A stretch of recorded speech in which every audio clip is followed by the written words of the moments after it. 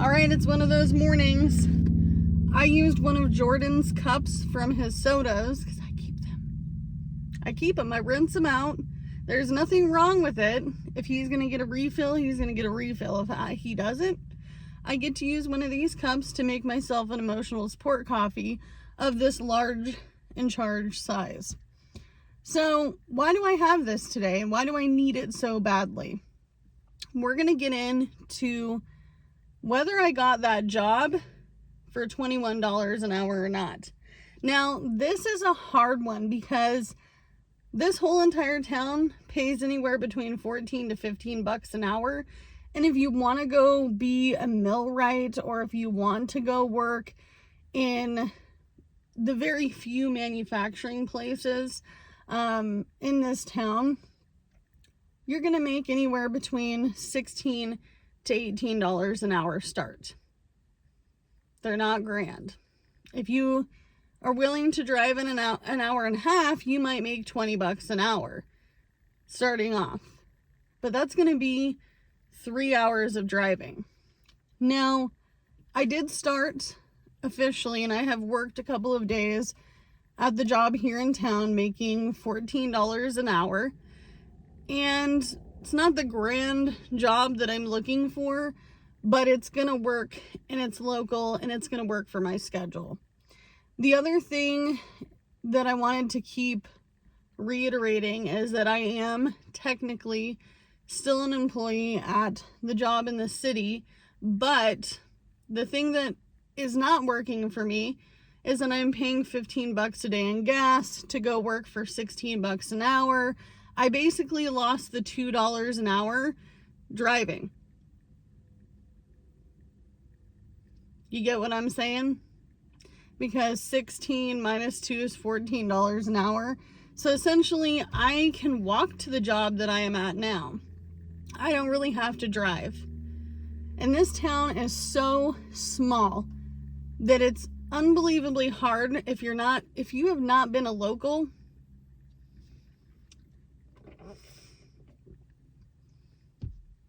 You might have a rough time. Now, let me tell you.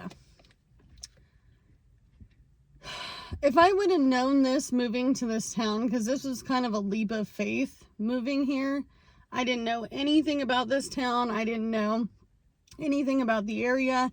I won't do that again. Nope. Won't do it again. Even though my living situation is less than half of what it would have cost me to live in the town I was currently living in,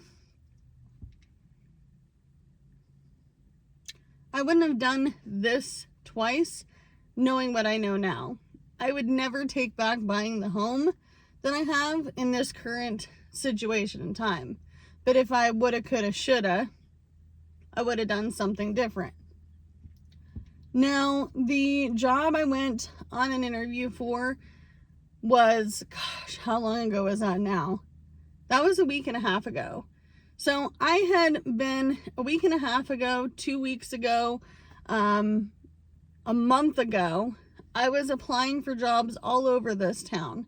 And as a matter of fact, come to think of it, this job I applied for 3 months ago. The management job I applied for was 3 months ago. So I don't really know what happened in that 3 months time. Does that mean that somebody quit? Does that mean somebody didn't work out? Do they have a high turnover? I don't know these things. So it always makes me question when they've waited 3 months to call me back. However, I went to the interview anyway, and like many, I don't ever hear anything back. But they called me a second time to come in and talk to the manager of the store. So I said, okay, I'll come in and do the interview. I was not getting my hopes up because this town is a little different than any city I've ever lived in, than any other local little town that I've grew up in. This is definitely not where I came from. Not even close. There are less than, I would say, 2 handfuls, 3 handfuls of actual work here where they will hire you. Less than. It's going to be part-time. And one of those jobs actually pays $13.70 an hour. Now, mind you, I'm in the state of Oregon. It's very expensive here. It's expensive to live on the West Coast. However, this is not what I was expecting. No. So, there's lots of mom and pop shops, but they just hire family. They just hire family. That is the big thing here. Everybody owns a business, or they work for their family. Or they know somebody that knows somebody that knows somebody, or they grew up here and that's how they got the job. I don't want to live that ever again. When we move, I want to move to a much larger area where I can find jobs out the gate. Okay? And I know that's hard in 2025 because of the economy. But in real time, with a good economy, with situations being better, I have been able to stick and stay with a job for the long term. I was at a call center job for quite some time. I worked one fast food place for almost 8 years, 7.5 years. So this has been different for me. It's been a whole new learning curve. This is a whole new area. This is like nowhere else I've ever lived. It's odd. If you live in a tiny town, you know what I'm talking about. But let's talk about the interview. So the interview went well, and the guy really liked me, and he said, you know, you're going to be a runner-up for this job. I said, okay, that's fine. Let me know what you say is the time to go. Like, when can we start? He was like, do you have any other questions about the job? I'm like, no, not really. I mean, I just want to know, what is your predicted time that I will know when this particular job is going to start? That way I can tell my other job. And I said, you know, that way they have tons of time. So he predicted that he was going to know last week. He didn't know last week. He said, you know, why don't you come in and we'll talk about the schedule that I'm looking for. He was looking for really early morning, like be there at 4 a.m., leave at noon or 1. That's what he needed a manager for. Okay. I said, you know, that's fine. I'll make it work. Because $21 an hour in this town, like I just mentioned to you, that is a lot of money. It's a lot of money here. Especially if labor jobs are paying $15 to $18 an hour. So he called me today and he said, I wanted to let you know that I'm sorry I didn't get a hold of you yesterday, but I got really busy.